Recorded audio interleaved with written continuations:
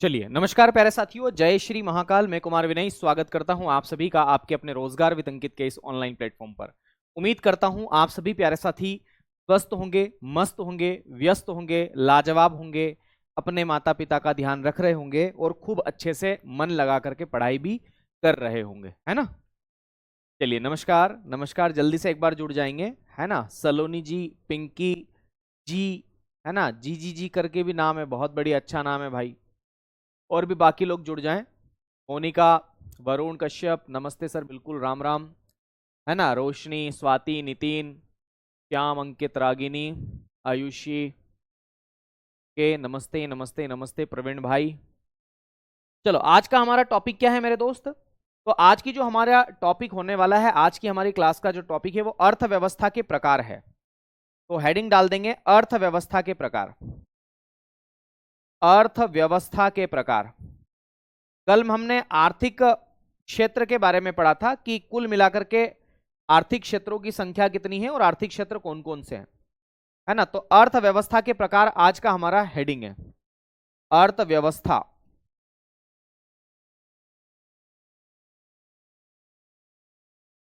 के प्रकार आप लोगों को याद रखना है ना। अर्थव्यवस्था के प्रकार। चलो, अर्थव्यवस्था के कितने प्रकार है।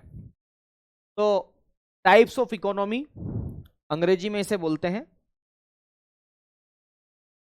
Types of economy. तो मैंने आपको बताया था कि इकोनॉमी को अलग अलग आधारों पर बांट करके देखा जाता है ना। कल इसका मैंने क्लू दिया था कि इकोनॉमी को अगर देखना है कि किसी देश की इकोनॉमी कैसी है तो इसको अलग अलग आधारों पर बांट करके देखा जाता है। सबसे पहला मैंने आपको यह बताया मेरे साथियों, देखो 3 आधारों पर बांट करके देखा जाता है। सबसे पहला आधार है संबंध कैसे हैं, किसके संबंध, तो विदेशों के बीच में संबंध कैसे, जैसे भारत के संबंध अमेरिका के साथ में कैसे हैं, भारत के संबंध जापान के साथ में कैसे हैं, जर्मनी के साथ में कैसे हैं, पाकिस्तान के साथ में कैसे हैं। तो संबंधों के आधार पर भी अर्थव्यवस्था को देखा जाता है।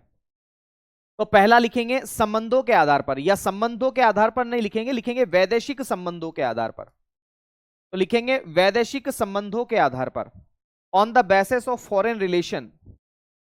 वैदेशिक संबंधों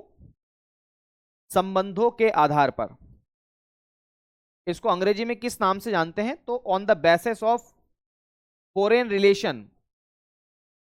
क्या बोलेंगे, on the basis of foreign relation. तो वैदेशिक संबंधों के आधार पर अर्थव्यवस्था कितने प्रकार की होती है, ठीक है। अभी इसके बारे में भी हम पढ़ेंगे कि कितने प्रकार की होती है, मैं बताऊंगा आप लोगों को कितने प्रकार की होती है ना। एक आधार हो सकता है मेरे दोस्त जिसे आप लोग किस नाम से जानते हैं, तो जिसे आप बोलते हैं कि किसी भी देश की इकोनॉमी का डेवलपमेंट कितना हुआ, उस देश का डेवलपमेंट कितना हुआ। तो दूसरा जो आधार है वो है विकास कितना हुआ किसी भी देश की इकोनॉमी का। तो दूसरा जो आधार है उसे हम क्या कहेंगे, विकास की अवस्था के आधार पर। तो दूसरा लिखेंगे विकास की अवस्था के आधार पर, विकास की अवस्था, on the basis of development. तो विकास की अवस्था के आधार पर, विकास की अवस्था के आधार पर, है ना। तो विकास की अवस्था के आधार पर किसी भी देश की इकोनॉमी को कितने पार्ट में डिवाइड करके देखा जाता है, विकास की अवस्था के आधार पर, ठीक है। तो दूसरा भाग ये है मेरे साथियों, तो इसके बारे में भी हमको पढ़ना है, on the basis of development of economy. तो भैया किसी भी देश की इकोनॉमी का डेवलपमेंट कितना हुआ है उसके आधार पर देश की इकोनॉमी को कितने पार्ट में डिवाइड करके देखा गया है। अभी इसके बारे में भी डिस्कशन हम करेंगे। और एक और होता है मेरे दोस्त जिसे आप लोग किस नाम से जानते हैं, तो जिसे आप लोग जानते हैं कि जो देश के अंदर रिसोर्सेस है ना उन पर कंट्रोल किसका है। तो कंट्रोल किसका है देश के अंदर जो रिसोर्सेस है उन पर। तो तीसरा जो आधार है उसे आप लोग जानते हैं कि संसाधनों पर नियंत्रण किसका है। तो लिखेंगे संसाधनों पर नियंत्रण के आधार पर, संसाधनों पर नियंत्रण, नियंत्रण के आधार पर। तो संसाधनों पर नियंत्रण किसका है के आधार पर हम एक एक के बारे में अच्छे से पढ़ेंगे, पर फिलहाल आपको ये मोटा मोटा अंदाज होना चाहिए कि ये चीजें है क्या, है ना। आपने सुना तो बहुत होगा कि खुली अर्थव्यवस्था, बंद अर्थव्यवस्था, विकसित अर्थव्यवस्था, विकासशील अर्थव्यवस्था, ऐसे शब्द आपने सुने होंगे। लेकिन इन शब्दों से रूबरू होना है हमें, तो हमें 3 आधार देखने पड़ेंगे। देखो भाई, वैदेशिक संबंधों के आधार पर अर्थव्यवस्था 2 प्रकार की होती है। कितने प्रकार की होती है? 2 प्रकार की होती है। ये 2 प्रकार कौन कौन से हैं? तो देखो, वैदेशिक संबंधों के आधार पर अर्थव्यवस्था 2 प्रकार की, एक को बोलते हैं ओपन इकोनॉमी, ओपन इकोनॉमी, है ना, जिसे आप शुद्ध हिंदी में किस नाम से जानते हैं? खुली अर्थव्यवस्था के नाम से जानते हैं। तो इसे आप लोग किस नाम से जानेंगे मेरे दोस्त? हिंदी में इसे बोलते हैं खुली अर्थव्यवस्था। और एक प्रकार होता है जिसे आप कहते हैं क्लोज्ड इकोनॉमी। क्या बोलते हैं इसे? क्लोज्ड इकोनॉमी के नाम से आप इसे जानते हैं। और अंग्रेजी में इसके लिए जो शब्द है उसे आप लोग किस नाम से जानते हैं? तो बंद अर्थव्यवस्था के नाम से जानते हैं। क्या बोलते हैं इसे? बंद अर्थव्यवस्था के नाम से आप इसे जानते हैं। तो संबंधों के आधार पर अर्थव्यवस्था कितने प्रकार की? 2 प्रकार की। एक को बोलते हैं खुली अर्थव्यवस्था और एक को क्या बोलते हैं? बंद अर्थव्यवस्था। आ गई बात समझ में? ये वैदेशिक संबंधों के आधार पर। अभी मैं बताऊंगा कि ये क्या है, ठीक है। एक है विकास की अवस्था के आधार पर, तो किसी भी देश की इकोनॉमी का डेवलपमेंट कितना हुआ है, इसकी अवस्था के आधार पर किसी भी देश की इकोनॉमी को 3 पार्ट में डिवाइड करके देखा जाता है। कौन कौन से वो 3 पार्ट है? तो सबसे पहले याद रखना, अगर विकास सबसे कम हुआ है, विकास न के बराबर हुआ है, प्राइमरी सेक्टर का योगदान ज्यादा है, तो उसे हम कहते हैं अल्प विकसित। क्या बोलेंगे? अल्प विकसित अर्थव्यवस्था। आपने सुना होगा ना अल्प विकसित के बारे में। तो अल्प विकसित अर्थव्यवस्था के नाम से आप इसे जानते हैं। अंग्रेजी में इसके लिए शब्द है अंडर डेवलपिंग इकोनॉमी। क्या बोलते हैं? अंडर डेवलपिंग इकोनॉमी के नाम से आप इसे जानते हैं। अंग्रेजी में भी लिखा दूंगा, डोंट वरी। दूसरा है, अगर विकास थोड़ा अच्छा हो गया है तो उसे बोलेंगे विकासशील अर्थव्यवस्था। जैसे भारत जो है वो एक विकासशील अर्थव्यवस्था वाला देश है, ठीक है। तो मेरे दोस्त, विकासशील अर्थव्यवस्था। और अगर विकास बहुत ज्यादा अच्छा हो गया है, भारत के अंदर अच्छा खासा इंफ्रास्ट्रक्चर है, लोगों की आय ज्यादा अच्छी है ना, तो हम उसे क्या बोलेंगे? विकसित अर्थव्यवस्था। क्या बोलेंगे? विकसित अर्थव्यवस्था। अभी हम एक एक के बारे में पढ़ने की कोशिश करेंगे, पर पहले एक मोटा मोटा सीनेरियो हमें पता होना चाहिए कि अर्थव्यवस्था कितने प्रकार की और क्या क्या खास बातें हैं। तो विकास की अवस्था के आधार पर अर्थव्यवस्था कितने प्रकार की है? 3 प्रकार की, अल्प विकसित, विकासशील और विकसित। वैसे ही संसाधनों पर नियंत्रण के आधार पर देखें, देखो, किसी भी देश के अंदर रिसोर्सेस होते हैं, जैसे भारत के अंदर भी रिसोर्सेस है। भारत के अंदर सेना है, बिल्कुल है। भारत के अंदर भूमि है, बिल्कुल है। जमीन भी बहुत सारी है, राजस्थान में बहुत सारी बंजर भूमि पड़ी है, मध्य प्रदेश में भी पड़ी है। तो इस पर कंट्रोल किसका है? इस इन ये भूमि एक संसाधन है। भारत के अंदर कोयला भी, भारत के अंदर यूरेनियम भी है, सब कुछ, बहुत सारे संसाधन है। लोग खुद एक संसाधन है, मानव खुद क्या है? एक प्रकार का संसाधन, ठीक है। तो ये जो संसाधन है, इनके ऊपर कंट्रोल किसका है? अगर कंट्रोल सरकार का है, सुनना मेरी बात को, मैं कह रहा हूं कि अगर कंट्रोल सरकार का है तो उस देश की अर्थव्यवस्था को समाजवादी अर्थव्यवस्था के नाम से जाना जाता है। अंग्रेजी में इसे सोशलिस्टिक इकोनॉमी हम कहते हैं। अभी बताऊंगा, इसके बारे में डिस्कस करूंगा। अगर सरकार का कंट्रोल है तो क्या बोलेंगे? समाजवादी अर्थव्यवस्था बोलेंगे। और अगर कंट्रोल मेरे दोस्त प्राइवेट सेक्टर का है, क्या बोल रहा हूं? प्राइवेट सेक्टर का, तो उस देश की इकोनॉमी को पूंजीवादी अर्थव्यवस्था, यानी कि अंग्रेजी में इसे कैपिटलिस्टिक इकोनॉमी के नाम से जानते हैं। अगर कंट्रोल किसका है? तो प्राइवेट सेक्टर का है। तो जैसे अडानी, अंबानी, इनका अगर कंट्रोल है तो।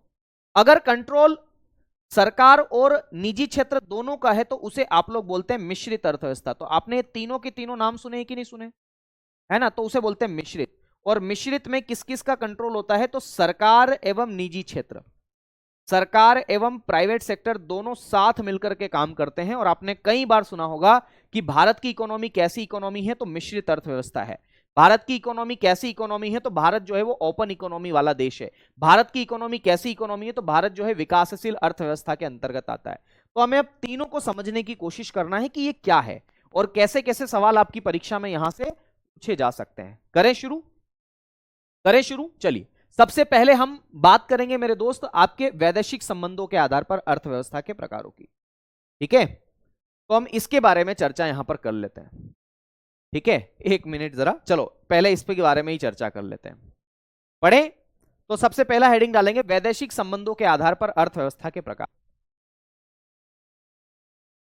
चलो बढ़े आगे। तो मैं हेडिंग डाल रहा हूं वैदेशिक संबंधों के आधार पर, वैदेशिक संबंधों के आधार पर।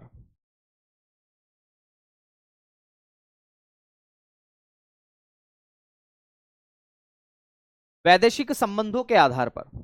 तो देखो वैदेशिक संबंधों के आधार पर अर्थव्यवस्था के कितने प्रकार है? वैदेशिक संबंधों के आधार पर अर्थव्यवस्था के कितने प्रकार है? तो वैदेशिक संबंधों के आधार पर अर्थव्यवस्था के मेरे दोस्त दो प्रकार है, सॉरी हाँ दो ही प्रकार है वैदेशिक संबंधों के आधार पर।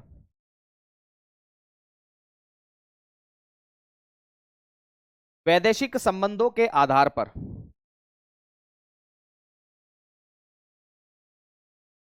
ठीक है, इसको अंग्रेजी में किस नाम से जानते हैं? On the basis of foreign relation,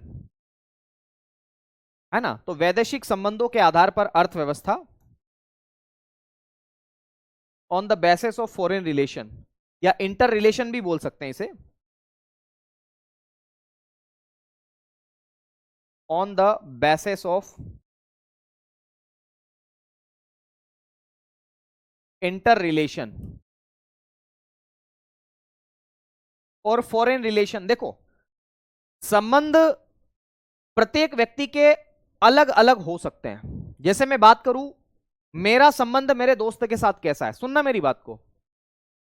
संबंध कैसा है, देखो मेरा दोस्त जो है ना वो मेरी शर्ट भी पहन जाता है, मैं उसे कुछ नहीं बोलता। मेरा दोस्त मेरे जूते भी पहन जाता है, मेरा दोस्त मेरी गाड़ी भी ले जाता है, मेरा दोस्त मेरा मोबाइल भी उपयोग कर लेता है, यानी कि मेरा दोस्त मेरी बाल्टी भी उपयोग कर लेता है। हम हॉस्टल में रहते थे तब कि यार भाई तेरी बाल्टी दे दे, नहाने जा रहा हूं। मैंने कहा चल ठीक है भाई ले जा। आ रही बात समझ में?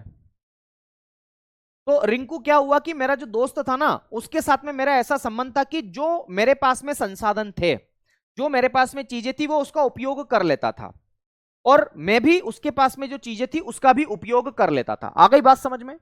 तो हम दोनों के बीच जो संबंध थे वो कैसे थे? खुले संबंध थे। भाई अगर मुझे उसकी कार ले जानी है तो मैं लेके चला जाता था, तो संबंध कैसा है? खुला संबंध है।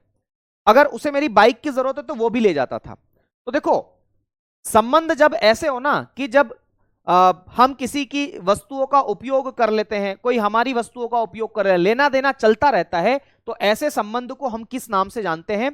तो याद रखना, इसे बोलते हैं खुला संबंध। तो वैदेशिक संबंधों के आधार पर अर्थव्यवस्था के दो प्रकार है। जैसा संबंध दोस्तों के बीच में होता है वैसा ही संबंध दो देशों की इकोनॉमी के बीच में भी हो सकता है। आ गई बात समझ में? तो दो देशों की इकोनॉमी के बीच में भी ऐसा संबंध हो सकता है, और ये संबंध कितने प्रकार के हैं? दो प्रकार के। सबसे पहला एक लिखेंगे खुली अर्थव्यवस्था। वैदेशिक संबंधों के आधार पर अर्थव्यवस्था दो प्रकार की है, और पहला जो है वो है खुली अर्थव्यवस्था। क्या बोलेंगे? खुली अर्थव्यवस्था। और खुली अर्थव्यवस्था को आप लोग अंग्रेजी में बोलते हैं ओपन इकोनॉमी। Open economy. मैं अक्सर इसे बॉयज हॉस्टल के नाम से लिखता हूं ताकि आपको जल्दी से याद हो जाए। बॉयज हॉस्टल क्यों? क्योंकि बॉयज हॉस्टल में आपने देखा होगा कि किसी की भी चीज कोई भी उपयोग करता रहता है, कुछ चीजों को छोड़ के, है ना। कुछ एक्सेप्शंस भी है हमारे पास में बताऊंगा नहीं, आप लोग समझ जाना। तो देखो एक संबंध है मेरे साथियों वैदेशिक संबंधों के आधार पर कि ये बॉयज हॉस्टल है, और बॉयज हॉस्टल में क्या क्या होता है आप सबको पता है। ये दरअसल बॉयज हॉस्टल है, बॉयज हॉस्टल। आ गई बात समझ में? तो बॉयज हॉस्टल है, और एक संबंध होता है जिसे आप लोग क्या कहते हैं? बंद अर्थव्यवस्था। तो यहां पर लिखेंगे बंद अर्थव्यवस्था, और बंद अर्थव्यवस्था गर्ल्स हॉस्टल है ना। और इसी को आप अंग्रेजी में बोलते हैं क्लोज्ड इकोनॉमी। ये गर्ल्स हॉस्टल है। क्यों बोल रहा हूं मैं गर्ल्स हॉस्टल? गर्ल्स हॉस्टल देखो लड़कियां सब एक जैसी नहीं होती, लेकिन फिर भी मैं आपको बता रहा हूं। मेरी सिस्टर की मैं बात करूं तो मेरी सिस्टर जब हॉस्टल में रहती थी तो उसका एक मकसद था, और वो मकसद क्या था? ना काहू से लेना ना काहू को देना। वो ना तो किसी भी दूसरी लड़की से कोई वस्तु लेती थी, न ही अपनी वस्तुएं, है ना, किसी दूसरी लड़की को उपयोग करने के लिए देती थी, न ही किसी से कोई सामान लेती थी। आ गई बात समझ में? लड़कियों में ना चोटी पकड़ युद्ध हो जाता है, चोटी पकड़ युद्ध। अगर किसी हॉस्टल में, गर्ल्स हॉस्टल में किसी दूसरी लड़की ने किसी दूसरी लड़की की या किसी अन्य लड़की की, मेरे दोस्त, बाल्टी भी उपयोग कर ली ना तो लड़ाई हो जाती। तूने मेरी बाल्टी कैसे उपयोग कर ली? चोटी पकड़ युद्ध हो जाता है, चोटी पकड़ युद्ध, है ना। तो ये एक प्रकार का गर्ल्स हॉस्टल है। देखो बॉयज हॉस्टल में क्या होता है?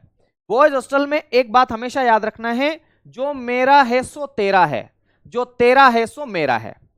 आ गई बात समझ में? जो मेरा है सो तेरा है, जो तेरा है सो मेरा है, ये बात आपको याद रखना है ओके ओके, ठीक है। तो जो मेरा है सो तेरा है, जो तेरा है सो मेरा है, ठीक है तो दरअसल ऐसा संबंध खुली अर्थव्यवस्था में, तो देखो खुली अर्थव्यवस्था में क्या होता है, तो याद रखना इसमें आयात और निर्यात, आयात का मतलब होता है इंपोर्ट, इसमें आयात और निर्यात,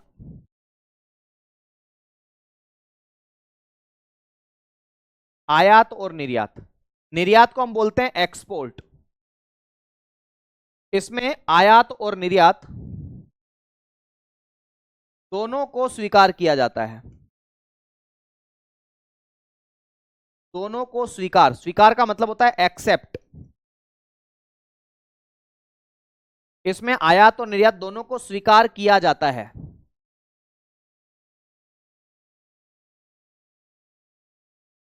ठीक है, तो जिसमें मतलब जिसमें आयात और निर्यात दोनों को एक्सेप्ट किया जाए वो कैसी इकोनॉमी है, ओपन इकोनॉमी है ना, ओपन इकोनॉमी है, याद रखना है, ओपन इकोनॉमी आप उसे कहते हैं। जैसे भारत जो है उसका संबंध जर्मनी के साथ में ओपन इकोनॉमी, आ रही बात समझ में, मतलब अलग अलग देशों के साथ में उसका कैसा संबंध है, तो उसके आधार पर इकोनॉमी को डिवाइड करने की कोशिश यहां पर की गई है।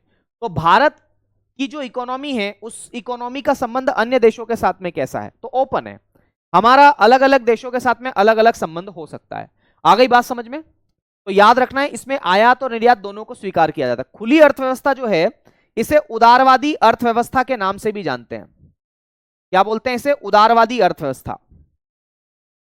तो उदारवादी अर्थव्यवस्था किसे कहा जाता है, ओपन इकोनॉमी को कहा जाता है उदारवादी अर्थव्यवस्था। इसे अंग्रेजी में बोलते हैं लिबरल इकोनॉमी। क्या बोलते हैं मेरे साथियों, लिबरल इकोनॉमी। पूछा जा सकता है सवाल कि बताओ कौन सी इकोनॉमी को लिबरल इकोनॉमी के नाम से भी जाना जाता है, तो मेरे साथियों इसी को लिबरल इकोनॉमी के नाम से भी जानते हैं आप, है ना, उदारवादी अर्थव्यवस्था के नाम से आप इसे जानते हैं। खुली अर्थव्यवस्था को उदारवादी अर्थव्यवस्था के नाम से भी जानते हैं। अगर सवाल पूछा जाए कि कौन सी अर्थव्यवस्था जो है वो मेरे दोस्त वैश्वीकरण को बढ़ावा देती है, तो खुली अर्थव्यवस्था वैश्वीकरण को बढ़ावा देती है, क्योंकि इसमें किसी भी प्रकार का कोई प्रतिबंध नहीं होता, बैन नहीं होता। ठीक है, तो अगला बिंदु क्या लिखेंगे, अगला बिंदु ये लिखेंगे, यह वैश्वीकरण को बढ़ावा देती है, यह वैश्वीकरण जिसे ग्लोबलाइजेशन के नाम से जानते हैं, यह वैश्वीकरण, वैश्वीकरण, ग्लोबलाइजेशन, ग्लोबलाइजेशन, यह वैश्वीकरण को बढ़ावा देती है। खुली अर्थव्यवस्था जो है वो वैश्वीकरण को बढ़ावा देती है। आ गई बात समझ में, तो यह ग्लोबलाइजेशन को क्या करती है मेरे दोस्त, बढ़ावा देती है। यह बात भी आपको याद रखना है। तो खुली अर्थव्यवस्था में क्या होता है, सिंपल सी भाषा में अगर आप समझने की कोशिश करेंगे तो देखो खुली अर्थव्यवस्था में यह होता है, समझना है मेरी बात को, आसानी से हर एक बात समझ में आएगी। खुली अर्थव्यवस्था में यह होता है कि मान लो ये कोई एक देश है और ये कोई दूसरा देश है, अगर इस देश के पास में कोई संसाधन नहीं है, ये देश ए है ना, ये यहां पर लिख लो देश है ये कोई, और ये भी कोई देश है ना, अगर इस देश के पास में संसाधन नहीं है तो ये क्या करेगा, ये दूसरे देशों से मेरे साथियों संसाधन मंगवा लेगा, है ना, और आसान भाषा में अगर मैं बताऊं तो ये यहां से यहां पर चीजें मंगवा लेगा, है ना, इस देश से इस देश में चीजें मंगवा लेगा, और इसी को हम लोग किस नाम से जानते हैं, इंपोर्ट के नाम से जानते हैं। तो इसमें इंपोर्ट, और यहां से ये इस किसी भी वस्तु को बाहर भेज सकता है, एक्सपोर्ट बोलते हैं उसको। तो जहां पर इंपोर्ट एंड एक्सपोर्ट दोनों को एक्सेप्ट किया जाए उसी को बोलते हैं ओपन इकोनॉमी। ठीक है, और भारत जो है वो ओपन इकोनॉमी के अंतर्गत आता है, इंडिया जो है वो ओपन इकोनॉमी के अंतर्गत आता है। ठीक है, आ गई बात समझ में। बंद अर्थ, अभी खुली अर्थव्यवस्था में सारे देश आते हैं, बंद अर्थव्यवस्था में कोई भी देश नहीं आते। सुरेश जाट जी का सवाल है कि सर इकोनॉमी यहां से पढ़े या नायक बेच से, कहां से पढ़े, कौन सा बेस्ट रहेगा। अगर आपने वहां से पढ़ लिया है तो फिर तो कोई दिक्कत वाली बात ही नहीं, यहां पढ़ने की जरूरत है ही नहीं, और अगर यहां पढ़ रहे हो तो वहां मत पढ़ना, एक ही बात है। वैश्वीकरण का मतलब क्या होता है, तो वैश्वीकरण का मतलब यह होता है कि हमारे देश की इकोनॉमी को बाकी दूसरे देशों की इकोनॉमी के साथ में जोड़ना, हमारे देश के मार्केट को विदेशों के मार्केट से जोड़ना। जैसे अगर हमारे पास कोई चीज नहीं है तो हम अमेरिका से मंगवा लेते हैं, अमेरिका के पास में कोई कमी है तो वो भारत से मंगवा ले। आ रही बात समझ में। तो अगर हमारे पास में संसाधनों की कमी है तो हम दूसरे देशों से वो संसाधन मंगवा लेते हैं, और अगर हमारे पास में संसाधन ज्यादा है तो हम दूसरे देशों में वो संसाधन बेच भी देते हैं, एक्सपोर्ट भी कर देते हैं। तो ये कुल मिलाकर के मतलब है आप लोगों का। ठीक है, तो इसको बोलते हैं खुली अर्थव्यवस्था। अब एक और शब्द है जिसका नाम है मेरे साथियों बंद अर्थव्यवस्था। बंद अर्थव्यवस्था एक प्रकार का बॉयज हॉस्टल है, सॉरी गर्ल्स हॉस्टल है। मैंने बताया ना काहू से लेना ना काहू को देना, ये बंद अर्थव्यवस्था के अंतर्गत आता है। तो बंद अर्थव्यवस्था में आपको क्या चीजें याद रखना है? तो बंद अर्थव्यवस्था में आपको कुछ बेसिक सी बात है जिनके बारे में बता देता हूं। देखो, बंद अर्थव्यवस्था में आयात और निर्यात जो होता है वो बंद होता है, प्रतिबंध होता है। तो लिखेंगे इसमें आयात और निर्यात, इसमें आयात एवं निर्यात, है ना, अंग्रेजी में मैंने वहां पर लिख दिया था, एक इंपोर्ट एंड एक्सपोर्ट बोलते हैं इसे। इसमें आयात एवं निर्यात पर प्रतिबंध होता है, बैन होता है, बैन। इसमें आयात एवं निर्यात पर प्रतिबंध, प्रतिबंध होता है। आ गई बात समझ में? तो कौन सी ऐसी इकोनॉमी है जिसमें आयात और निर्यात पर प्रतिबंध होता है? तो वो क्लोज्ड इकोनॉमी, ये गर्ल्स हॉस्टल है। न काहू को देना न काहू से लेना। आ रही बात समझ में? ये बात आपको याद रखना है। दूसरी बात आपको क्या याद रखना है कि ये जो इकोनॉमी है ये वैश्वीकरण को प्रतिबंध करती, वैश्वीकरण पर रोक लगाती है ना। तो ये बात आपको याद रखना है। तो लिखेंगे यह भारतीय बाजार को, यह भारतीय बाजार को, इंडियन मार्केट को, देखो ये इसी का दूसरा मतलब लिख रहा हूं मैं वैश्वीकरण का। यह भारतीय बाजार को विदेशों के बाजार से, भारतीय बाजार को विदेशी बाजार या विदेशी लिखो, विदेशी ज्यादा सही शब्द है। यह भारतीय बाजार को विदेशी बाजार, यह भारतीय बाजार को विदेशी बाजार, फॉरेन मार्केट, विदेशी बाजार, यह भारतीय बाजार को विदेशी बाजार से,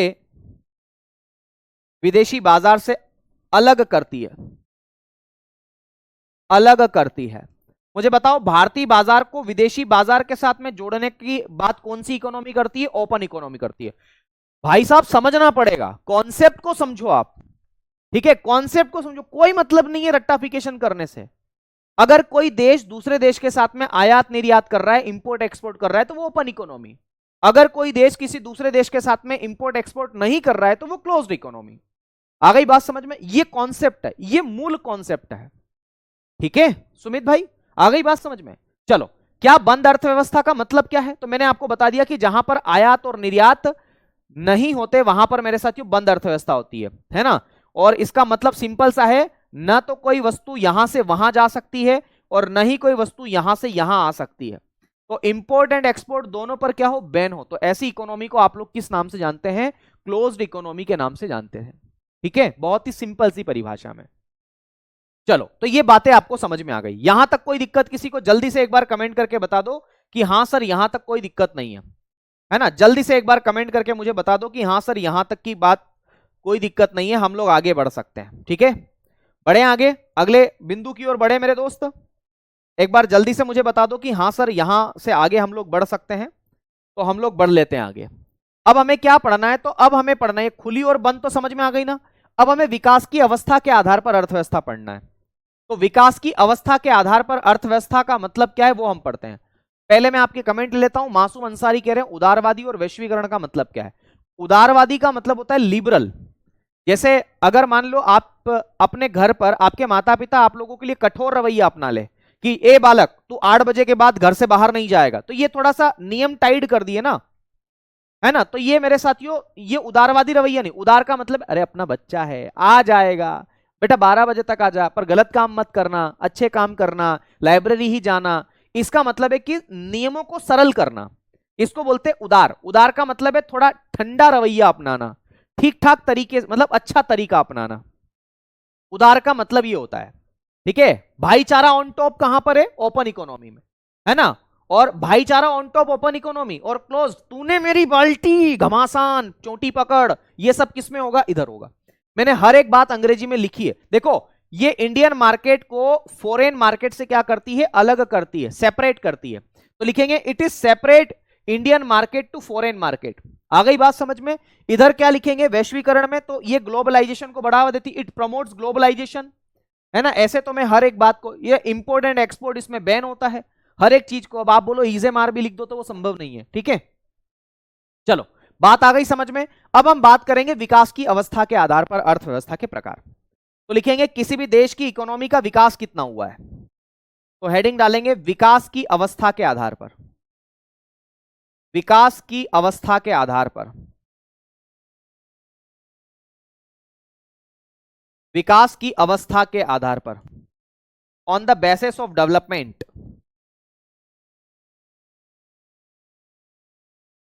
विकास की अवस्था के आधार पर, है ना, विकास की अवस्था के आधार पर, और इसको अंग्रेजी में लिखते हैं on the basis of development.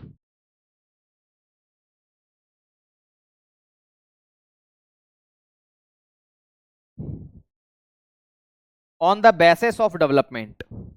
तो विकास की अवस्था के आधार पर किसी भी देश की इकोनॉमी को कितने पार्ट में डिवाइड करके देखा गया है। अगर किसी भी देश की इकोनॉमी का डेवलपमेंट बहुत कम हुआ है तो उस देश की इकोनॉमी को आप किस नाम से जानते हैं, तो उस देश की इकोनॉमी को आप लोग जानते हैं अल्प विकसित, ठीक है। तो इसमें अगर विकास सबसे कम हुआ है मेरे साथियों तो उसे बोलते हैं अल्प विकसित अर्थव्यवस्था। क्या बोलते हैं? अल्प विकसित अर्थव्यवस्था। और बोले गुरुजी अल्प विकसित का मतलब क्या होता है, तो अल्प विकसित का मतलब होता है अंडर डेवलपिंग। क्या बोलेंगे? Under developing. अंडर डेवलपिंग मतलब अभी विकास हो ही रहा है, इसको बोलेंगे अल्प विकसित अर्थव्यवस्था। बात आ गई समझ में आप लोगों को? मैं और स्पष्ट करूंगा, अभी तो केवल आपको प्रकार बता रहा हूं अच्छे से, ताकि आपको चीजें समझ में आ जाए, है ना। और यहां से क्वेश्चन आपकी परीक्षा में आएगा भाई साहब, है ना, यहां पर आ सकता है आपकी परीक्षा में। तो विकास अगर बहुत कम हुआ है तो अल्प विकसित, अगर विकास थोड़ा सा अच्छा हो गया है तो हम क्या बोलेंगे? उसे बोलेंगे मेरे साथियों, अगर थोड़ा सा अच्छा हो गया विकास तो उसे बोलेंगे विकासशील। क्या बोलेंगे? विकासशील अर्थव्यवस्था। तो दूसरा प्रकार लिखना विकासशील। और विकासशील अर्थव्यवस्था को आप अंग्रेजी में किस नाम से जानते हैं? तो डेवलपिंग इकोनॉमी के नाम से जानते हैं, डेवलपिंग, डेवलपिंग इकोनॉमी। और अगर विकास और ज्यादा अच्छा हो गया है, मान लो इससे भी ज्यादा अच्छा हो गया विकास, तो उस देश की इकोनॉमी को किस नाम से जानते हैं? तो उसे बोलते हैं विकसित अर्थव्यवस्था, डेवलप्ड इकोनॉमी के नाम से आप इसे जानते हैं। तो किस नाम से जानते हैं मेरे भाई? विकसित अर्थव्यवस्था के नाम से जानते हैं। इसी को आप डेवलप्ड इकोनॉमी के नाम से भी जानते हैं, है ना। तो विकास कितना हुआ है उसके आधार पर इकोनॉमी को 3 पार्ट में डिवाइड करके देखा गया, अल्प विकसित, विकासशील और विकसित, है ना। अब इसको देखो जरा, इसको समझने की कोशिश करना ये क्या मामला है। देखो अगर किसी देश के अंदर प्राइमरी सेक्टर या प्राथमिक क्षेत्र का योगदान ज्यादा है, अगर किसी देश के अंदर कंट्रीब्यूशन किसका ज्यादा है? प्राथमिक क्षेत्र का या फिर कृषि क्षेत्र का। प्राथमिक क्षेत्र को कृषि क्षेत्र भी कहते हैं ना। अगर किसी देश की इकोनॉमी में प्राइमरी सेक्टर या एग्रीकल्चर सेक्टर का योगदान ज्यादा है, इसका कंट्रीब्यूशन ज्यादा है, अगर किसी देश की इकोनॉमी में कंट्रीब्यूशन किसका ज्यादा है मेरे साथियों? अगर प्राइमरी सेक्टर का योगदान ज्यादा है या एग्रीकल्चर सेक्टर का योगदान ज्यादा है, प्राइमरी और एग्रीकल्चर अगर इसका मेरे साथियों योगदान ज्यादा है तो उस देश की इकोनॉमी को हम क्या बोलते हैं? अल्प विकसित अर्थव्यवस्था कहते हैं। क्या बोलते हैं? अल्प विकसित अर्थव्यवस्था के नाम से आप उसे जानते हैं। अल्प विकसित अर्थव्यवस्था के जो देश होते हैं मेरे दोस्त, वहां पर गरीबी ज्यादा होती है। जैसे अफ्रीका महाद्वीप के जो देश है वहां पर गरीबी ज्यादा है। तो दूसरा बिंदु लिखेंगे, अल्प विकसित देशों में गरीबी को आप बोलते हैं पुअर्टी। क्या बोलते हैं? पुअर्टी। ये बहुत ज्यादा होती है, ये ऊपर एरो है, इसका मतलब ज्यादा है। अल्प विकसित देशों में मेरे साथियों रोजगार भी कम होते हैं, रोजगार भी कम होते हैं। रोजगार का मतलब है एम्प्लॉयमेंट। अल्प विकसित देशों में एम्प्लॉयमेंट भी क्या होते हैं? कम होते हैं। अल्प विकसित देशों में बेरोजगारी ज्यादा होती है। आ गई बात समझ में? बेरोजगारी भी ज्यादा होती है। तो अल्प विकसित देशों में बेरोजगारी, जिसे अनएम्प्लॉयमेंट के नाम से जानते हैं, अनएम्प्लॉयमेंट के नाम से आप इसे जानते हैं, ये भी क्या होती है? ज्यादा होती है ना। तो अनएम्प्लॉयमेंट भी मेरे साथियों यहां पर आपको ज्यादा देखने को मिलेगा। जो अल्प विकसित देश होते हैं वहां के लोगों की प्रति व्यक्ति आय, मुझे बताओ ज्यादा होगी कि कम होगी? तो वहां के लोगों की प्रति व्यक्ति आय, जिसे अंग्रेजी में बोलते हैं पर कैपिटा इनकम, इसे शॉर्ट फॉर्म में बोलते हैं पीसीआई, पर कैपिटा इनकम। प्रति व्यक्ति आय, आ गई बात समझ में, ये भी क्या होती है, बहुत ज्यादा कम होती है, प्रति व्यक्ति आय बहुत ज्यादा कम होती है। वहां पर भुखमरी की समस्या ज्यादा होती है ना, अल्प विकसित देशों में भुखमरी की जो समस्या है वो ज्यादा होती है। तो भुखमरी यानी कि भूखे लोग मर जाते हैं, ठीक है। अल्प विकसित देश जो होते हैं वहां पर जो इंफ्रास्ट्रक्चर होता है, अब ये शब्द लिख लो, सारे शब्दों को बताऊंगा मैं, है ना। यहां पर जो इंफ्रास्ट्रक्चर होता है, इंफ्रास्ट्रक्चर जिसे आप हिंदी में बोलते हैं अधोसंरचना, अभी बताऊंगा अधोसंरचना क्या है। फिलहाल इतना समझे कि यहां पर जो इंफ्रास्ट्रक्चर होता है वो भी बहुत ज्यादा कमजोर होता है। अभी इंफ्रास्ट्रक्चर क्या है उसके बारे में मैं बताऊंगा। तो अल्प विकसित देशों में क्या क्या समस्या रहती है, तो अल्प विकसित देशों में ये सारी समस्या होती, क्या क्या, अल्प विकसित देशों में किस क्षेत्र का योगदान ज्यादा होता है, पहली बात तो मेरे दोस्त याद रखना, कृषि क्षेत्र का योगदान ज्यादा होता है। अल्प विकसित देश जो होते हैं वहां पर प्राइमरी सेक्टर या कृषि क्षेत्र या फिर मेरे साथियों प्राथमिक क्षेत्र का योगदान क्या होता है, कंट्रीब्यूशन ज्यादा होता है। अल्प विकसित देश जो होते हैं वहां पर गरीबी बहुत ज्यादा होती है, बेरोजगारी बहुत ज्यादा होती है, रोजगार बहुत कम होता है, प्रति व्यक्ति आय भी बहुत ज्यादा कम होती है, वहां के लोग भूखे मरते हैं, भूखमरी की समस्या भी रहती है, और वहां पर इंफ्रास्ट्रक्चर जो है वो भी कमजोर होता है। इंफ्रास्ट्रक्चर का मतलब क्या होता है, हाँ जैसे बरूंडी, बहुत बढ़िया शिवांगी ने जवाब दिया, बरूंडी एक ऐसा देश है जो अल्प विकसित के अंतर्गत आता है। अफ्रीका महाद्वीप के जितने भी देश है, लगभग देश मेरे साथियों वो अल्प विकसित के अंतर्गत आते हैं, ठीक है। अल्प, पाकिस्तान भी अल्प विकसित में ही आता है, आ गई बात समझ में, हाँ ये सब वही है, पाकिस्तान में ये सब है लवली, बिल्कुल, और वहीं पर ये है। अच्छा एक बात और सुन लेना भाई, आपका जवाब सवाल हो सकता है कि सर इंफ्रास्ट्रक्चर का मतलब क्या होता है, अधोसंरचना बोलते हैं, जैसे बिजली, इलेक्ट्रिसिटी, पानी, सड़क, पार्क, है ना, हाईवे, टेक्नोलॉजी, इन सबको बोलते हैं इंफ्रास्ट्रक्चर। तो मुझे बताओ जहां पर सड़क ही नहीं है, कच्ची सड़क है, पानी पीने का ठीक ठाक है ही नहीं, गंदा पानी है ना, तो मेरे दोस्त याद रखना इंफ्रास्ट्रक्चर वहां पर क्या है, कम है। भगवान करे आप सभी को अच्छा इंफ्रास्ट्रक्चर मिले, एग्जाम्पल से समझते, शायद इससे ज्यादा अच्छे से समझ में आ जाएगा। भगवान करे आप सभी की नौकरी लग जाए दिल्ली पुलिस में, मैं तो यही चाहता हूं कि आप सभी लोग दिल्ली पुलिस में जाओ और बढ़िया मस्त मजे आ जाए, है ना।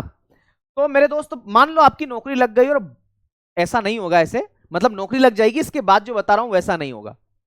आपकी नौकरी लग गई और आपकी ड्यूटी लग गई दिल्ली पुलिस में, और मान लो आपको एक थाना दे दिया गया और वहां पर आप गए थाने में, तो आपने देखा कि सड़क बिल्कुल कमजोर थी, है ना, आपकी जो 4 व्हीलर है वो सड़क पर नहीं जा पा रही है, आ रही बात समझ में। इसके बाद में आपने देखा कि जो ऑफिस आपको मिला हुआ है उसकी छत टपक रही है, आपने देखा कि वहां पर बिजली भी नहीं है, पंखा चलता ही नहीं है ना, पीने का आरओ वाटर भी नहीं है, तो आप क्या बोलोगे, यार यहां का इंफ्रास्ट्रक्चर कमजोर है, क्या बोलोगे, यहां का इंफ्रास्ट्रक्चर कमजोर है। तो याद रखना है, मैं ये कहना चाह रहा हूं कि अगर किसी देश की इकोनॉमी में गरीबी ज्यादा है, प्राइमरी सेक्टर का योगदान ज्यादा है, रोजगार कम है, बेरोजगारी ज्यादा है, पर कैपिटा इनकम कम है, भुखमरी ज्यादा है, वहां का इंफ्रास्ट्रक्चर कमजोर है, तो उस देश की इकोनॉमी को हम लोग क्या बोलेंगे, अल्प विकसित अर्थव्यवस्था वाले देश कहेंगे। सर प्लीज एक एक हेडिंग लिखवाया करो, एक एक हेडिंग लिखवाएंगे तो फिर दिल्ली पुलिस की तैयारी करोगे तो फिर क्या मतलब है दिल्ली पुलिस की तैयारी करने का, है ना। अब मैं आपको यह लिखवाऊं कि ऐसे देशों में गरीबी सबसे ज्यादा होती है, एक ऐसे देशों में रोजगार सबसे ज्यादा कम होते हैं, ये लिखवाना है क्या, ये बोल रहे हो, है ना। चलो बात समझ में आ गई, मैंने जो कहा है, बढ़े आगे, आगे बढ़े। तो ये अल्प विकसित, अब देखो अल्प विकसित से ज्यादा अच्छी स्थिति होती है विकासशील, भारत विकासशील देश में आता है, पहले ही मैं बता दूं तो आपको पता चल जाएगा। मुझे बताओ क्या भारत में गरीबी नहीं है, तो याद रखना भारत में गरीबी है, ऐसा नहीं है कि नहीं है, तो विकासशील देशों में भी गरीबी होती है, भारत में अभी भी गरीबी है मेरे दोस्त, ऐसा थोड़ी ना है।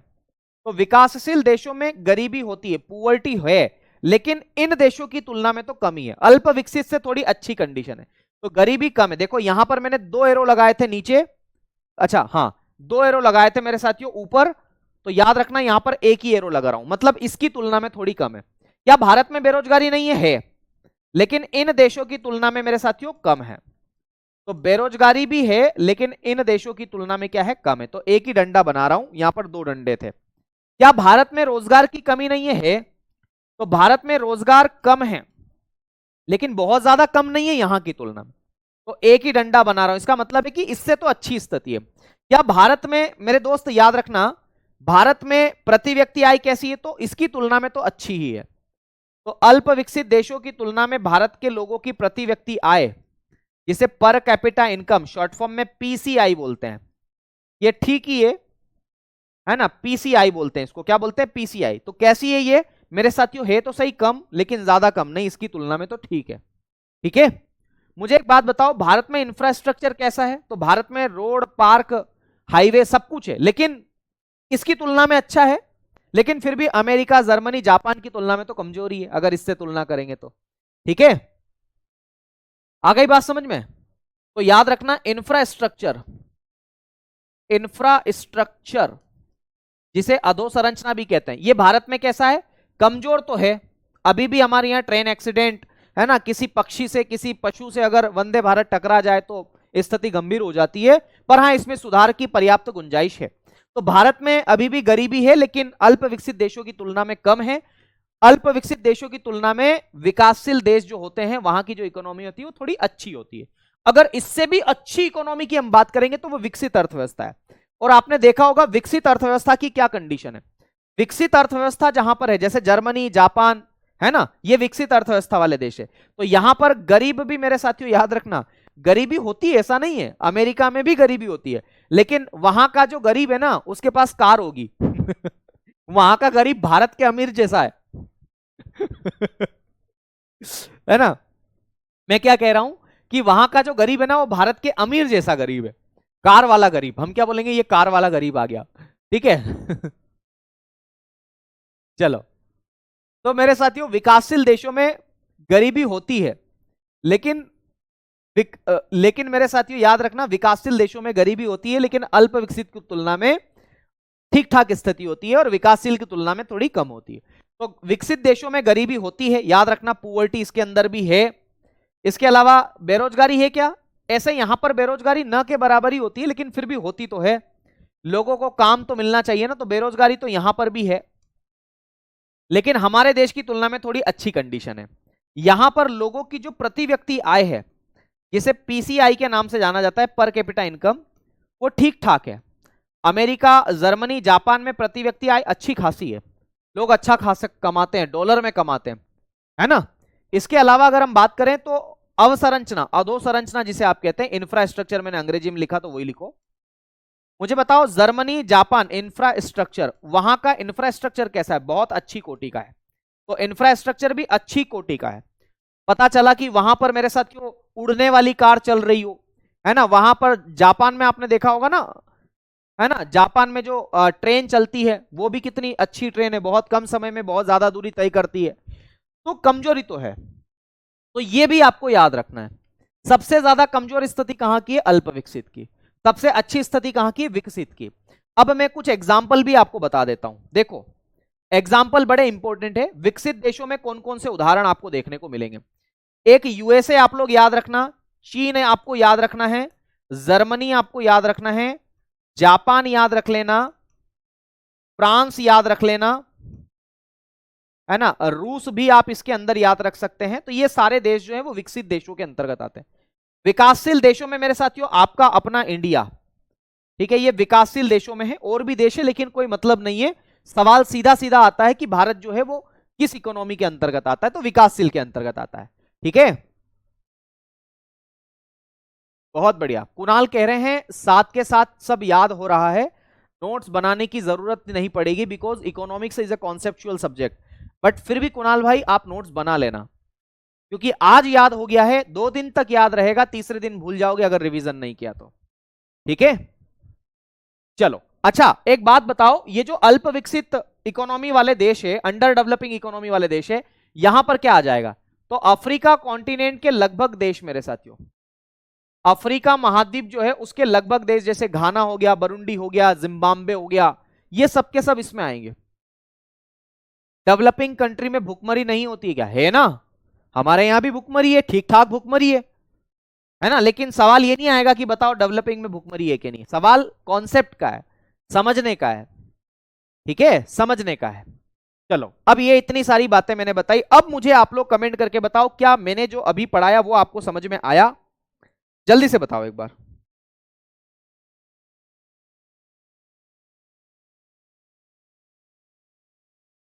बताओ बताओ, क्या मैंने आपको पढ़ाया वो आपको समझ में आया? मैंने जो आपको पढ़ाया वो आपको समझ में आया? Parks are in non developing, हाँ अंडर डेवलपिंग बोलेंगे उसको। साहिल कह रहे बहुत अच्छे से। कोर्स पूरा होने के बाद भी रिकॉर्डेड, हाँ। सिलेबस नहीं बताया, okay, yes sir, yes sir, yes sir, जी सर, जी सर, आ गया, अच्छे से आ गया। वीडियो रिकॉर्डिंग चल रही है, रिकॉर्डिंग चल रही है।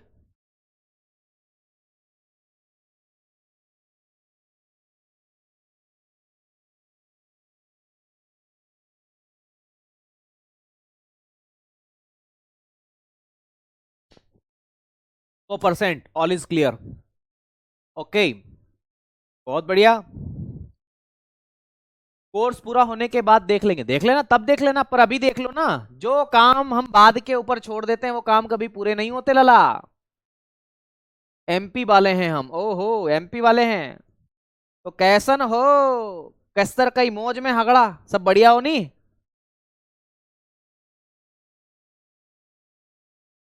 कारे नाना थने कहा समझ में नहीं आयो? बहुत अच्छे से समझ में आ रहा है। चलिए बहुत बढ़िया, आ गया ना समझ में, तो भाई अच्छी बात है। तो चलो अब अगला देखते हैं।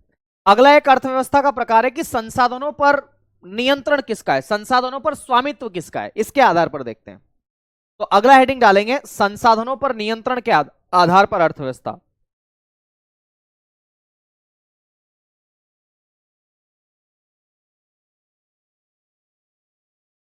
संसाधनों पर स्वामित्व, नियंत्रण या स्वामित्व भी आप इसे कह सकते हैं, अधिकार, ओनरशिप बोलते हैं इसको अंग्रेजी में। तो संसाधनों पर स्वामित्व के आधार पर, संसाधनों पर स्वामित्व के आधार पर, इसको अंग्रेजी में किस नाम से जानेंगे? तो इसको अंग्रेजी में जानेंगे on the basis of ownership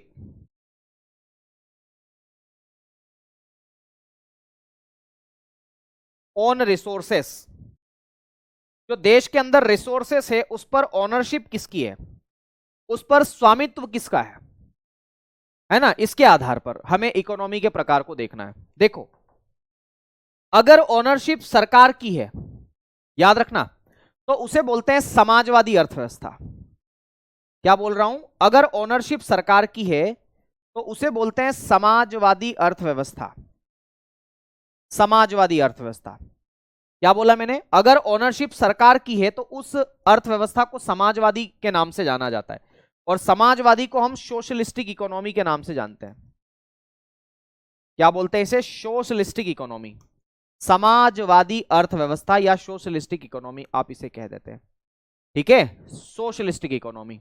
तो पहला प्रकार सोशलिस्टिक इकोनॉमी है, हम इसे पढ़ लेते हैं सबसे पहले। तो चलो भाई साहब, सोशलिस्टिक में क्या क्या बातें आपको याद रखना है। सोशलिस्टिक इकोनॉमी को और किस नाम से जानते हैं, तो इसके अन्य नाम लिखना। इसको बोलते हैं राज्य आधारित अर्थव्यवस्था। क्यों, क्योंकि जितना भी काम है वो सब स्टेट करता है ना, जितना भी काम है वो सारा का सारा काम कौन करता है, स्टेट करता है। तो इसे हम लोग किस नाम से जानते हैं, स्टेट बेस्ड इकोनॉमी के नाम से जानते हैं। क्या बोलते हैं, राज्य आधारित अर्थव्यवस्था। तो राज्य आधारित अर्थव्यवस्था, स्टेट बेस्ड इकोनॉमी।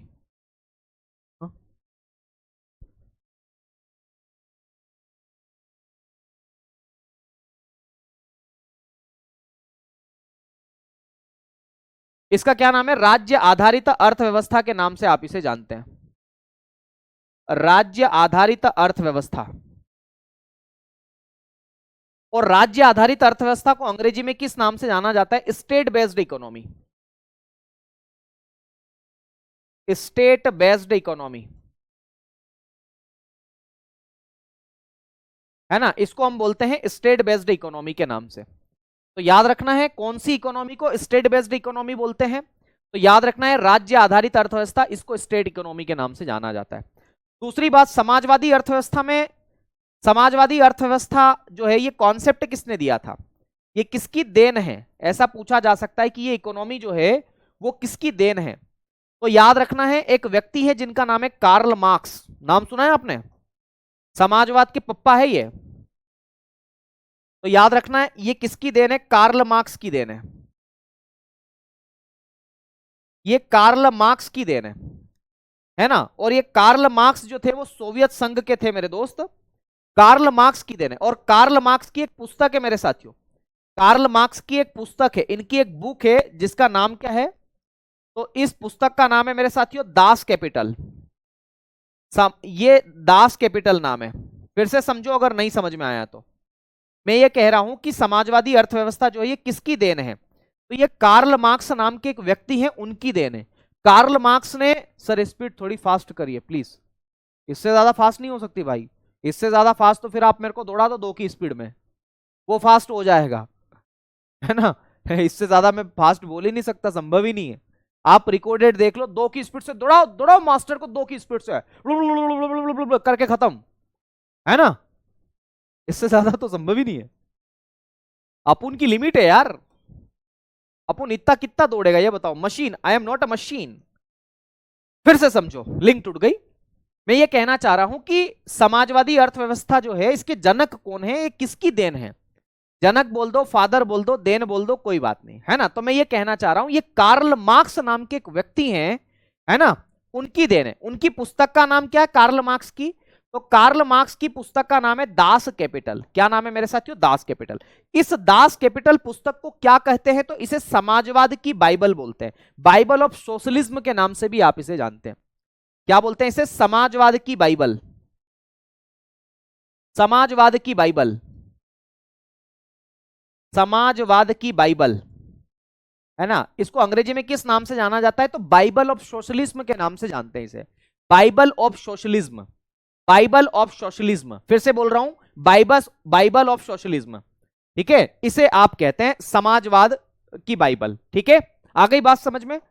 अब दूसरा पॉइंट, समाजवादी अर्थव्यवस्था में दूसरा बिंदु, आपसे यह पूछा जा सकता है कि समाजवादी अर्थव्यवस्था में, फिर से कहना, फिर से बोल रहा हूं, समाजवादी अर्थव्यवस्था में जो संसाधन है, जो देश के अंदर रिसोर्सेस है, उस पर कंट्रोल किसका होगा, उस पर ऑनरशिप किसकी होगी, तो मेरे साथियों सरकार की होगी। किसकी होगी, सरकार की होगी। तो अगला बिंदु लिखेंगे संसाधनों पर सरकार का नियंत्रण। दूसरा बिंदु क्या लिखेंगे इसके अंदर, तो ये लिखेंगे कि संसाधनों पर किसका नियंत्रण होता है, तो सरकार का नियंत्रण होता है। किसमें, समाजवादी में। तो संसाधनों पर सरकार का नियंत्रण होता है या सरकार का स्वामित्व होता है, ऐसा भी लिख सकते हैं। तो संसाधनों पर सरकार का नियंत्रण, क्या बोलेंगे भैया, संसाधनों पर किसका नियंत्रण रहता है, तो सरकार का नियंत्रण रहता है। संसाधनों पर किसका नियंत्रण रहता है, तो सरकार का नियंत्रण रहता है। तो मेरे साथियों गवर्नमेंट का कंट्रोल रहता है रिसोर्सेस पर, ठीक है, रिसोर्सेस पर, ठीक है कृष्णा, रिसोर्सेस पर होता है। दूसरी बात, ये जो समाजवादी अर्थव्यवस्था है, इसमें किस वस्तु की कितनी कीमत होगी, याद रखना है, समाजवादी अर्थव्यवस्था में किस वस्तु की कितनी कीमत होगी और उस वस्तु का उत्पादन कितना होगा, कब होगा, कैसे होगा। तो किसी वस्तु की कितनी कीमत होगी, किसी वस्तु का कितना उत्पादन करना है, प्रोडक्शन करना है, कैसे करना है, मशीन से करना है या फिर मजदूरों से करना है, इन सब का निर्धारण कौन करेगा। फिर से समझो, नहीं समझ में आया तो मैं क्या कह रहा हूं, मैं ये कह रहा हूं कि समाजवादी अर्थव्यवस्था में कीमत और उत्पादन का निर्धारण किसके द्वारा किया जाता है, यह डिटरमाइन कौन करता है कि किसी वस्तु की कितनी कीमत होगी, किसी वस्तु का कैसे उत्पादन होगा, इसका निर्धारण करती है मेरे साथियों सरकार। किसके द्वारा किया जाता है, तो सरकार के द्वारा इस बात का निर्धारण किया जाता है कि किस वस्तु की कितनी कीमत होगी और किस वस्तु का कितना उत्पादन होगा, यह सब सरकार डिसाइड करती है भाई साहब। ओके, बात समझ में आ गई। यह तीसरा बिंदु हो गया। चौथा बिंदु क्या लिखेंगे समाजवादी अर्थव्यवस्था में, लिखो, अभी लिखवाते हैं। चौथा बिंदु लिखना, इसका उद्देश्य क्या है। भाई सरकार कीमतों का निर्धारण कर रही है, सरकार किसी वस्तु की कितनी कीमत होगी यह तय कर रही है। मुझे एक बात बताओ, तो इस इकोनॉमी का ऑब्जेक्टिव क्या है, आखिर सरकार क्या चाहती है?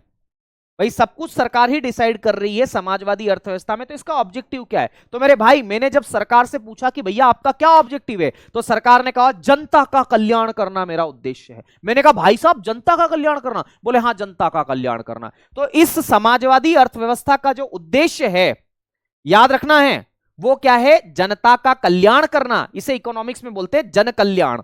क्या बोलते हैं? जन कल्याण। तो लिखेंगे जन कल्याण। तो इसका ऑब्जेक्टिव क्या है? जन कल्याण। और जन कल्याण को आप अंग्रेजी में बोलते हैं पब्लिक वेलफेयर। क्या बोलते हैं? पब्लिक वेलफेयर के नाम से आप इसे जानते हैं। तो जन कल्याण का मतलब होता है पब्लिक वेलफेयर। तो समाजवादी अर्थव्यवस्था का उद्देश्य क्या है? जनता का कल्याण करना, है ना? सर मांगीलाल के बारे में बताएं। अभी मांगीलाल खेत पे पानी आ रहा है ना? गजब हो यार आप लोग। मांगीलाल याद आ गया तुम्हें? देखो मैं आपको एक बात बताता हूं, राज की बात बताता हूं। पहले पानी पी लूं उसके बाद बताता हूं, है ना? पहले पानी पी लेने दो।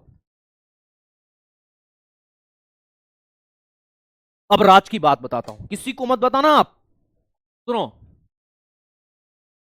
देखना एक राज की बात बताऊंगा, किसी को मत बताना, अगर बताया तो फिर देख लेना। बात दरअसल ऐसी है मेरे दोस्त कि इकोनॉमी जो विषय है ना, वो एक ऐसा विषय है कि बच्चा उसे छोड़ देता है। बच्चा ये सोचता अरे यार इसकी तो भाषा ही समझ में नहीं आती। वास्तव में इकोनॉमी विषय ऐसा है जिसकी भाषा आपको समझ में न के बराबर आती। मैं समझ रहा हूं इस बात को कि वो भाषा समझ में आसानी से नहीं आती है, लेकिन उसको समझाने के लिए अगर आपको टीचर आपका दोस्त मिल जाए, है ना, जो बिल्कुल एज अ फ्रेंड आपको चीजें समझाए कि देखो ऐसा नहीं ऐसा है, जैसो ऐसा नहीं ऐसा है, इस तरीके से उसको आसान भाषा में समझ सकते हैं, तो मेरे ख्याल से आपको हर चीज मुंह जुबानी याद हो जाएगी। मुंह जुबानी याद हो जाएगी आपको। मैं क्यों मांगीलाल को लेकर के आया? क्योंकि मांगीलाल आपका अपना है। मांगीलाल आपका पड़ोसी हो सकता है। आ रही बात समझ में? तो मांगीलाल की मैं बात करूंगा, गंगाराम की मैं बात करूंगा, धापूबाई की मैं बात करूंगा, सोरमबाई की मैं बात करूंगा, तो क्योंकि हम उन्हें जानते हैं, वो हमारे आसपास के लोग हैं। आ गई बात समझ में? तो इसलिए हम इन चीजों को लेकर के आते हैं। और देखो मैं तो किसी भी बैच में पढ़ाऊं, चाहे मैं यूट्यूब पे पढ़ाऊं, चाहे मैं एप्लीकेशन पे पढ़ाऊं, मैं है ना केवल इस बात को ध्यान में रख के पढ़ाता हूं कि आप सभी मेरे अच्छे मित्र हैं, और मैं आपको कितने अच्छे तरीके से समझाने की कोशिश करूं कि आपको आसानी से चीजें समझ में आ जाए। मेरा उद्देश्य यह रहता है, केवल इतना भर रहता है। तो मेरा उद्देश्य बिल्कुल भी नहीं है कि मैं बिल्कुल खड़ूस मास्टर, इकोनॉमी का मास्टर बन के आपको पढ़ाऊं। नहीं भाई, मेरा उद्देश्य है ही नहीं। मैं तो एज अ फ्रेंड ही आपको समझाऊंगा, ठीक है? और एज अ फ्रेंड ही आपको चीजें समझ में आएगी। अभी तक जो बातें मैंने पढ़ाई है, मेरे ख्याल से आपको हर एक बात समझ में आई होगी अगर आपने मेरी बातों को ध्यानपूर्वक समझा होगा। जो बच्चे पहली बार मुझसे पढ़ रहे हैं, कल भी पढ़े थे, आज भी पढ़े तो आज मेरी लय के साथ में मिल जाएंगे। मैं धीरे धीरे पढ़ाता हूं, कम पढ़ाता हूं। देखो मैंने ज्यादा नहीं पढ़ाया, केवल 4 पेज लिखवाए हैं, लेकिन 4 पेज में इतना कवर करवा दिया है कि आप लोग जो है ना बिल्कुल आसानी से चुटकियों में समझ जाओगे चीजें कि मैंने क्या करा है। तो मैं ऐसे ही चलता है, मेरा ऐसे ही चलता है, मैं ऐसे ही पढ़ाता हूं, है ना? चलो कोई बात नहीं, ये तो मैं आपको बता रहा हूं। क्या क्या बता दिया भाई? देन कार्ल मार्क्स, संसाधनों पर सरकार का नियंत्रण, कीमत सरकार निर्धारित करेगी, उद्देश्य क्या है? जनता का कल्याण। और क्या क्या है भाई समाजवादी में? अच्छा, अगर आपसे ये पूछा जाए कि समाजवादी अर्थव्यवस्था का कोई एग्जाम्पल बताओ, तो दोस्त मेरे देखो अब तो इसका कोई वर्तमान में एग्जाम्पल नहीं है, लेकिन फिर भी पहले जो था वो लिख लो, यूएसएसआर, सोवियत संघ रूस के नाम से आप इसे जानते हैं। ये इसका एक बेस्ट एग्जाम्पल आपको देखने को मिलेगा समाजवादी अर्थव्यवस्था में, ठीक है? मेरे ख्याल से अब मैं आप लोगों को कल ही पढ़ाऊंगा पूंजीवादी और मिश्रित अर्थव्यवस्था। तो पूंजीवादी और मिश्रित के बारे में अब हम कल डिस्कशन करेंगे, ठीक है? बाकी चर्चाएं अब हम कल करेंगे। तो कैसी लगी आपको आज की क्लास? ये क्लास 4 बजे कर दो। ओहो, महाकाल के दर्शन कराओ ऑनलाइन सभी लोगों को। बिल्कुल करवाएंगे, आप मस्त हो, थैंक यू सर, आज मजा आ रहा है। क्यों, कल नहीं आया था क्या कुलदीप? है ना, रूस, हाँ सोवियत संघ रूस बोलते हैं उसको। आपने बोला था क्वेश्चन, हाँ मैंने बोला था क्वेश्चन, मैं क्षमा चाहूंगा आज के लिए। दरअसल बात क्या है ना कि क्वेश्चन कराने का मजा तभी आएगा जब कोई टॉपिक कंप्लीट हो जाएगा। इस टॉपिक में मुझे पूंजीवादी और मिश्रित दोनों पढ़ाना है, तो ये अभी कंप्लीट नहीं हुआ है, इसलिए मुझे पढ़ाने में कोई दिक्कत नहीं है, लेकिन क्वेश्चन करने में मजा नहीं आएगा। तो थोड़ा भरोसा रखो, कल का जो भी हमारा टॉपिक रहेगा उसमें मैं क्वेश्चंस को शामिल कर लूंगा। अगर कल भी हमारा टॉपिक कोई अधूरा रहेगा, 2-3 टॉपिक को मिला करके क्वेश्चन कर लेंगे, है ना। आप चिंता मत करो, वो मेरी जिम्मेदारी, मैंने बोल दिया ना तो बस बोल दिया, ठीक है। रेगनर फ्रिस्क के बारे में नहीं बताएं, मुझे लगता है आपने पहले कोई बैच पढ़ ली होगी तो वो सीक्वेंस आप चाहते हैं, वैसा नहीं हो सकता, हर टीचर का पढ़ाने का तरीका अलग अलग है। सर जी गंगाराम मेरे दादाजी हैं, तो उन्हें मेरा प्रणाम कहना, दंडवत प्रणाम में उनको कर रहा हूं, है ना। मेरा चरण स्पर्श, उन्हें कहना कि विनय सर ने आपके चरणों को स्पर्श किया है, आशीर्वाद दीजिए विनय सर को, है ना। ओके सर, ब्लैक बैकग्राउंड नहीं हो सकता, अब व्हाइट पे ही चलेगा। नॉर्थ कोरिया नहीं, गलत आंसर है, नॉर्थ कोरिया बंद अर्थव्यवस्था वाला देश नहीं है, सारे के सारे ओपन इकोनॉमी वाले हैं। Very nice class, thank you sir. Syllabus बता दीजिए। अरे छोड़िए सिलेबस को, टेंशन मत लीजिए, हर एक पार्ट कंप्लीट हो जाएगा, आखिरी में सब सिलेबस बता दूंगा। अच्छे से पढ़ो पहले, बहुत अच्छे से पढ़ो, है ना। राजगढ़ से हूं, बहुत बढ़िया, अच्छी बात है, मजा आ गया सर, थैंक यू सर, आप अच्छा पढ़ाते हैं सर। सिलेबस बता दो, ठीक है। सिलेबस के 3-4 कमेंट आ गए, अगर ऐसा है तो मैं बता दूंगा, है ना। पर मेरी सलाह है कि अभी पढ़ो तो सही, सब चीजें समझ में आ जाएगी यार, है ना। बहुत बढ़िया, ओके। तो चलो फिर आज के लिए इतना ही करते। इकोनॉमिक्स वास्तव में बहुत आसान सब्जेक्ट है, बहुत आसान है यार, सच में बहुत आसान है। बच्चा पता नहीं क्यों नहीं पढ़ता है, शायद थोड़ा सा टेक्निकल भाषा के चक्कर में नहीं पढ़ता है, पर मेरी तो सलाह है कि वो एक बार पढ़ेगा ना तो बस पढ़ता ही रह जाएगा। सच बताऊं आपको, एक और राज की बात बताता हूं, आपकी कसम दोस्त, जब मैंने पहली बार इकोनॉमिक्स पढ़ा था ना, उसके पहले कभी नहीं पढ़ा था, और पहली बार इकोनॉमिक्स पढ़ा था ना तो मैं तो फैन हो गया था। मैंने कहा अब तो मास्टर डिग्री इकोनॉमिक्स में करना है। उसके बाद इकोनॉमिक्स में मैंने मास्टर करी। भाई कम से कम मैं इकोनॉमी पढ़ाता हूं तो बता तो सकूं कि हाँ भाई मैं इकोनॉमिक्स इसलिए पढ़ाता हूं क्योंकि मेरे पास इकोनॉमिक्स में एमए है, नहीं तो मैं तो बीएससी कंप्यूटर साइंस से हूं, इकोनॉमिक्स का कोई लेना देना नहीं है ना। चलिए, आज तक मेरा कमेंट किसी टीचर से नहीं पढ़ा, क्यों नहीं पढ़ा नरपल जी, पढ़ेंगे। मुख्तार जी थैंक यू, ऐसे 10 महीने लग जाएंगे। अरे हिमांशु क्यों लोड ले रहे हो यार, बस यही तो चीजें है, नहीं लगेंगे 10 महीने, बस भरोसा रखो, विनय सर के ऊपर भरोसा कर लो, टेंशन मत लो यार, नैया पार लगा दूंगा आपकी, मैं बोल रहा हूं ना, किसी भी प्रकार से कोई कमी नहीं छोड़ूंगा, मेरी जवाबदारी है इस बात की, बोल दिया ना आप लोगों को। भरोसा रखा करो, खाली भरोसा रखोगे ना तो हर चीज हो जाएगी, विश्वास रखो यार। देखो विश्वास तो करना पड़ेगा ना भाई, एक बार विश्वास करके देख लो, है ना। मैं तो चाहता हूं कि सब कुछ अच्छे हो, अच्छे से चीजें चले, आगे बढ़े, आप भी बढ़े, मैं भी बढ़ूं, सब कुछ आगे अच्छे से निकले मेरे साथियों, ठीक है। तो चलिए फिर आज के लिए इतना ही करते हैं, शेष वार्ता आपसे करेंगे कल, तब तक के लिए दीजिए मुझे इजाजत, शुक्रिया, धन्यवाद, जय महाकाल, राधे राधे।